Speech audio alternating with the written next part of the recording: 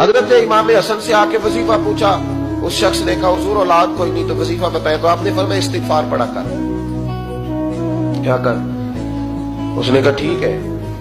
تو حضور پھر میں دوبارہ کب آؤں؟ تو امام حسن کہنے لگے بے اولاد ہے نا تو، استغفار کا وظیفہ بتایا نا؟ کہا ہاں۔ فرمانے لگے اب اس وقت آنا جب اللہ تجھے 10 بیٹے عطا کرے۔ کتنے؟ 2 4 نہیں، 10 ہی کہہ دیے۔ تو حضرت امیر معاویہ رضی اللہ عنہ دیکھا، کہنے لگے حسن اتنا بڑا دعویٰ؟ آپ فرمانے لگے میں نے کہہ دیا نا تو اللہ فضل کرے گا، ہاں ہاں اللہ خیر کرے گا، خیر ہو جائے گی۔ وہ شخص کئی سالوں کے بعد آیا، کئی سالوں کے بعد، تو حضرت امیر معاویہ کو بھی ساتھ لایا، کہنے لگا حضور اللہ کے فضل سے اللہ نے 10 بیٹے عطا فرمائے، پورے 10 ہی اللہ نے دیے۔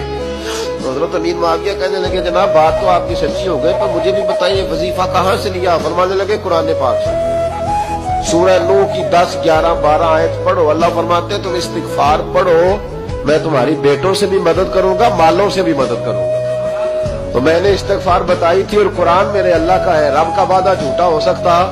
فرمایا 10 بیٹے ملنے تھے، میں نے کہہ جو دیا تھا۔ اور میرے بھائیوں یاد رکھیں، استغفار اللہ کی رحمت نازل کرتا ہے۔